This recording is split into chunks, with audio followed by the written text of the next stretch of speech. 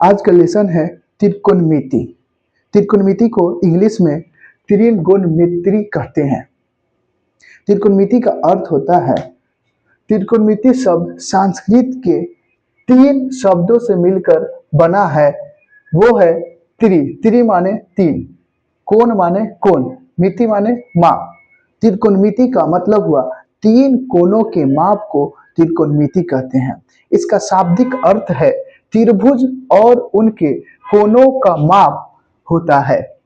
त्रिकोणमिति का अगर हम परिभाषा देखें तो त्रिकोणमिति गणित की एक शाखा है जो त्रिभुज, विशेष रूप से समकोण त्रिभुज तथा कोणों और उनके संबंधों का अध्ययन कराती है। अब त्रिकोणमिति के प्रमुख तत्व के बारे में समझेंगे।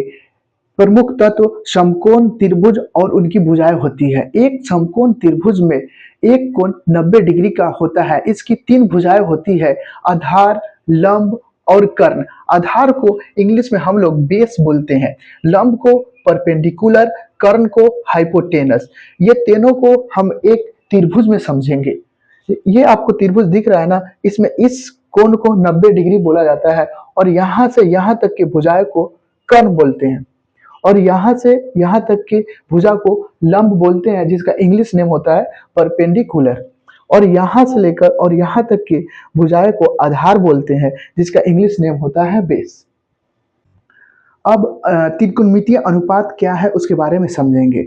किसी भी समकोण त्रिभुज में कोणों और भुजाओं के बीच एक निश्चित अनुपात होता है, जिन्हें हम त्रिकोणमितीय अनुपात कहते हैं। यह निम्नलिखित होता है, साइन थीटा होता है, cos theta, tan theta, cosec theta, sec theta और कॉट थीटा।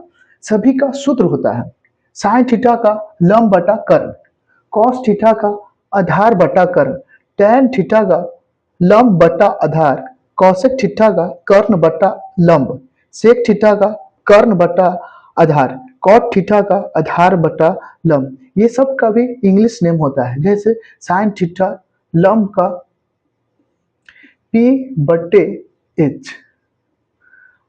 कॉस थीटा का आधार बटे कर्ण B बटे H, टेन थीटा का होता है P बटे B, कोसेक थीटा का होता है कर्ण और बटे लंब, मतलब इसका उल्टा होता है, तो H बटे P। सेक थीटा इसका उल्टा ये होता है कर्ण बटे आधार, तो H बटे B। कॉट थीटा बराबर होता है आधार बटा लंब, मतलब टेन का उल्टा होता है, तो आधार B बटे P। तो हम लोग अभी तक त्रिकोणमिति क्या है, उसका मतलब क्या होता है और उसका अनुपात क्या होता है, उसको अच्छी तरह से हम लोग समझ चुके हैं।